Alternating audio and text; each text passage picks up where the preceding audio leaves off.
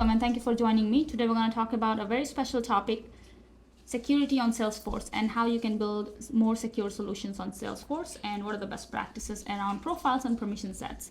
If you're not familiar, Salesforce has recently, I think few releases ago, launched well-architected framework, and this is an amazing resource.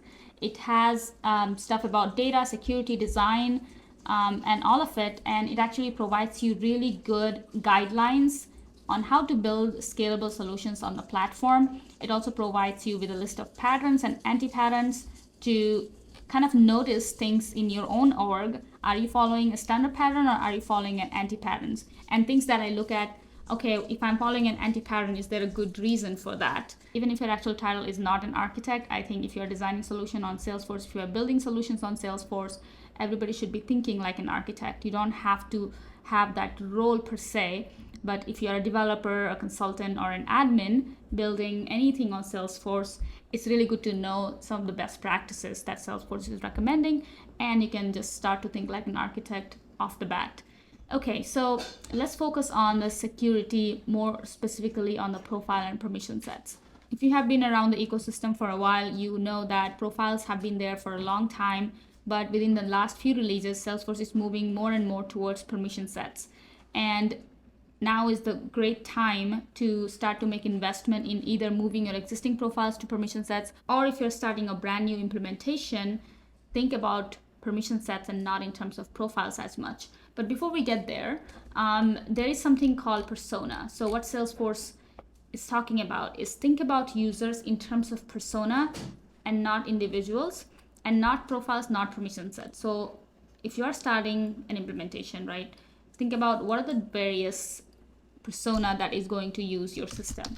So persona really means job to be done, and what are different things your users will do. So an example just could be, it could be as simple as, I have a sales persona. They need to be able to create opportunities, create accounts, and contacts, and that's it. I don't want them to delete anything. They're just creating opportunity. I don't want them creating orders and things like that. So that's my sales persona. I can also have a service persona, and those are like create cases, view accounts, ops, and other things. So this is my call center rep, that handling the calls, they're closing the cases and things like that. So when we look at sales persona and service persona, what we have seen so far is we just create sales profile, service profile, contract profile, and so on. So that is how the old way used to be, right? We are creating profiles for each group of users, and we assign that profile. We might still use permission sets in the past, but they were like very one-off, right? So out of 100 sales rep, if one rep needs to be able to delete something, we just create a permission set and kind of assign that to that one person. That's how it used to be. But now we have to think more holistically, right? So what does Salesforce say about this, right? Salesforce actually recommends we use minimum access profile and then start to open up access from there. We still need profiles. Profiles are not going away, at least at this time. Profiles will still control your login IP ranges, login hours, and specific features tied to the profile. For example, default record type. If you need to set up default record type, if you are using page layout assignments for the objects that don't have lightning record pages yet.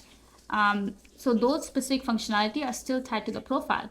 So let's say you have two different group of users. One is in Asia and the other is in North America. They have different login hours. You absolutely need two different profiles for them. So in my case, let's say I just need, they all are in same login hours, same IP ranges. Then how will I go about designing this? I'll just create a minimum access profile. And how do we go about creating that is, I'm just gonna quickly show you in my org. I'm gonna go to profiles, and when you start to create a new profile, every Salesforce org comes with preset profiles, and there's one called minimum access Salesforce, and this is really minimum. It's very bare minimum, and you can create this profile, name it whatever you want, and then set those profile level permissions here. Now once you have done that, then you can start to create your permission sets. Now your permission sets can be various ways. You can create, I'm gonna use orange for permissions. So you can either divide your permission sets into specific jobs, like create accounts. So every account related permission sets can be one permission set. So in that permission set, you can add account access, you can add all the account fields access, and so on. So everybody that gets this permission has access to create accounts. Or if you're thinking more broadly, that's also possible. It really depends on your use case. For me, let's say I just want a sales user permission. So every sales user need to be able to do the same thing. So I don't want to create accounts, create opportunities, create contacts, separate permission sets. I'm just going to create one permission set that will have all the permissions. Then let's say I need another singular permission set for deleting accounts. So this can be a separate permission set, different from that original. Delete accounts can be assigned to, let's say, managers. We'll talk about permission set group as well. Then I have another permission called call center. And these are the folks who will have access to all the case related stuff. So that's another permission set. If my org is really simple, right? All they have is a minimum access profile and sales user, all sales users need to be able to do the same thing, then this will suffice. You just have a profile, have a permission set, and great, that's good. But usually we have more permissions. So the sales rep may need other permission set besides sales user, right? Maybe you have a managed package, maybe there is a CPQ. So you need CPQ permission sets for all the sales reps. So that's CPQ permission set. Then you may have DocuSign, a managed package. So that may be another permission set for you. So when you start to club all of this together, all of these permissions are supposed to be given to sales profile, your sales persona. And that's how you can start to map the personas to permission set group. Now let's talk about permission set group. So now this, you can combine all of these permission sets into one thing, and that is called permission set group. That makes it so much easier because, let's put it right here. I'm gonna color it to something else, keep it green. So we can combine all of these permission sets into one permission set group. Now it makes it so much easier because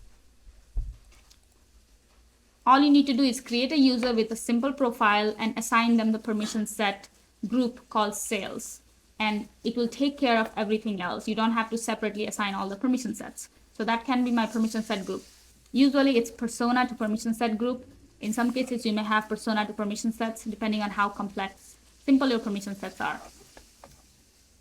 And then similarly, you can have a separate permission set group for sales, CPQ, DocuSign. Maybe you also want to include delete accounts. And if delete accounts is, let's say, for manager level, so you can have a separate permission set group that includes all of the same permission sets plus delete accounts. Now that becomes your sales manager permission set group, PSG. So that can be this one. So any sales manager, you assign them this one.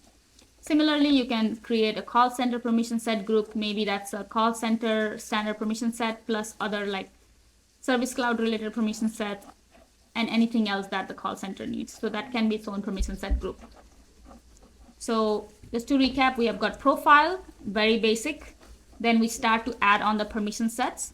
It can be as granular as you want. It can be at an object level, at an app level, system level. So like maybe some of them have system permissions to do certain things.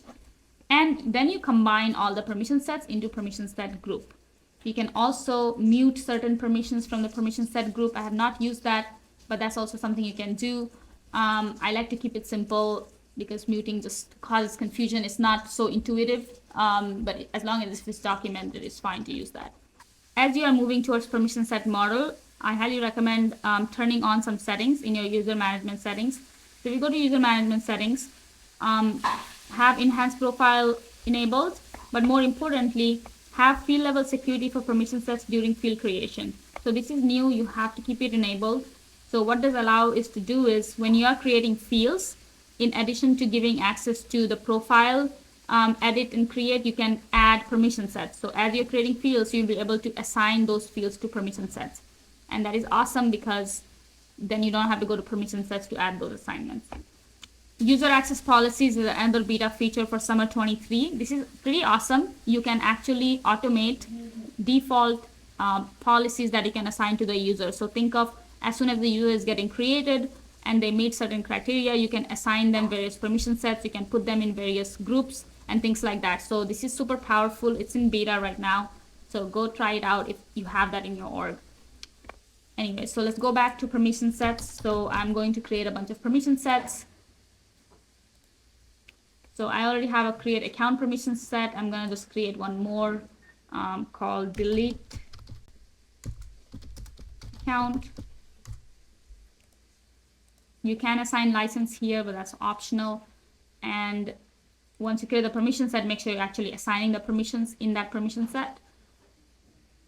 I'm gonna go to accounts, and all I am going to do here is give delete access. Save. And then going to permission set group. So as we talked about, all you need to do is create a new permission set group and give it a name. So in this case, I'm creating a sales manager permission set group. Give it a description, hit save. You can add your permission sets here. So I'm gonna do create accounts, delete task, anything else that you need to add, and add it all here. Hit done, and that is all I will need to assign when I'm creating a user. So to do that, I'm just going to go to my user because I'm the only user here. So you will see permission set group assignment, and in that you can just assign that permission set group. That will take care of everything else. That is all I have for today. Thank you so much for watching. I hope this was helpful and you're able to apply these things in your org right away, especially if you are starting with a new implementation. If you are already existing profile users, try to set up a plan for how you would migrate them to permission sets, and let me know if you have any questions. Thank you.